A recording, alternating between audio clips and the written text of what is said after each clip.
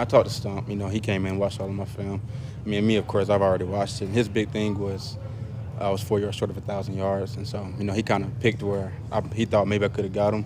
And I had already seen it. I was already aware of the situation. But, you know, just knowing that I could have done some things a little better last year. Was it 1 yard? Was it 1 yard here and there, or a couple? Nah, it was one play. Maybe, you know, it would have been a big run I missed. But what game was that? Do you remember? Steelers game. I think my first carry. You had that 1,000 yards, and then you lost. Was that just non-edgy, or did that matter, or? I mean, I like to have something to fight for and go into the off season. So, you know, motivation. I think Nick wants to be very, very good. Is it unusual? Yes, I think it is. But I think we need more people like Nick. You know, of course, he's going to be critical. And you know what? That tells you that every rep to him matters. I mean, he's going to remember something a year ago. Was he talking about the preseason? Or he was talking about the Pittsburgh game, the openers for his very first carry. Yeah. He said it could have been a big one. He Yeah. let it go. Yeah, well, the first preseason game could have too. You can dig him on that one. He could have had 1,000 if he had busted that one. Well, let me tell you something about Nick Chubb. All right, and this sums it up for him. He went over 1,000 yards. All right, and then the next carry was a loss of 3 or 4. I don't remember the specifics. It's a loss of 3 or 4. Not a word was mentioned about it. Not a word. And I even apologized to him.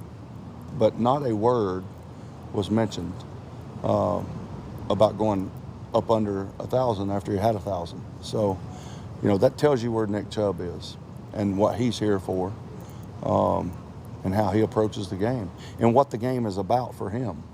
It's about winning. It's about winning a championship. It's about putting yourself in the best position possible to succeed individually and then collectively as a team. A slog.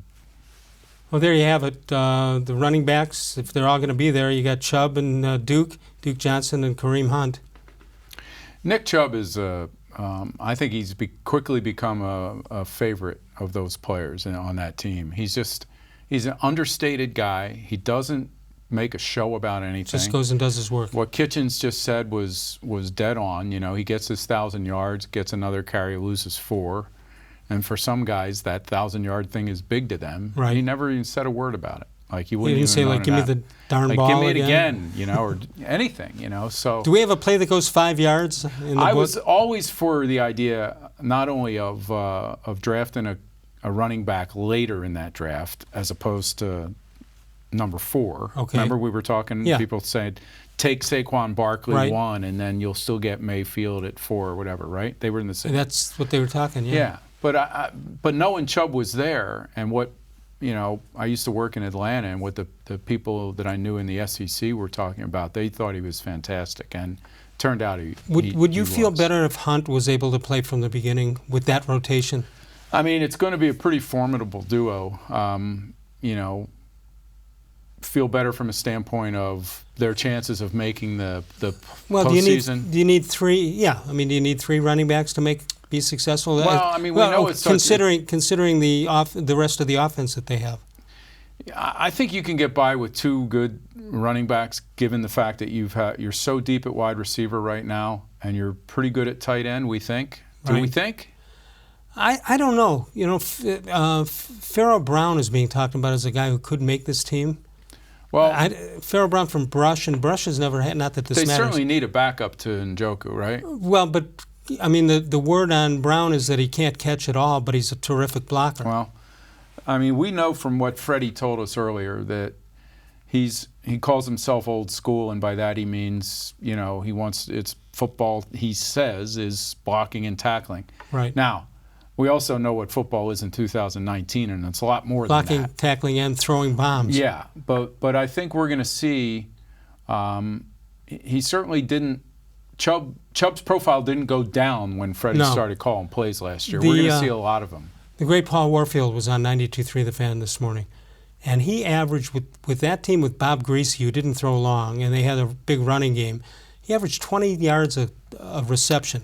In today's game, what do you give him, 27 yards, Yeah, 28 I heard yards? our friend Tony Grossi make that same point this morning on radio, and he said that's why you can't really judge Warfield by number of catches, but when you see that.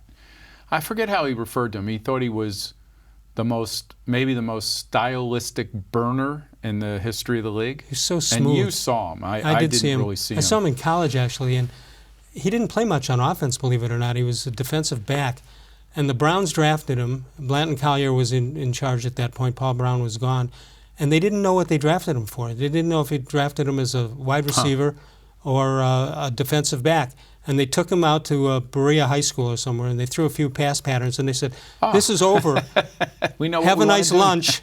We know what we want to do now. We have our defensive. My We only have our experience running. Our with him is catcher. that at Stonewater at one of those golf outings Right. a number of years ago, where they call up people like us celebrities, and we play with a group. Right. Well, I was in a group behind Paul Warfield and in front of Mike Hargrove, and we all got to the same tee box. Well, once. sure. Hargrove's doing with the glove and the whole. The group I was with was very disappointed that they got me and not Warfield These or guys paid Hargrove. $2,000 to play. Exactly. So Let's see, you want Warfield, I just tried to Hargrove, keep my or head Bud down Shaw? and look elsewhere. But Warfield, You know what, though? couldn't have been a nicer guy. By I was going to say, I wasn't in the media at that time, but if you ask me the nicest guy I've run across in all the years and all the sports, Paul Warfield might be that guy. Yeah, I've heard the same. 216-575-0403. And by the way, while he was here, he was Wiley? while he was here, Okay. he was the weekend sports guy on Channel 3. I didn't know that You're either. following in his steps, being with Channel 3. Yeah, I didn't know that. Is that right? He was attempting to be a sportscaster when it was all said and done. Well, that's when those guys all needed another job, right? Yeah, yeah. And the amount of pay, as you know, was astronomical. 216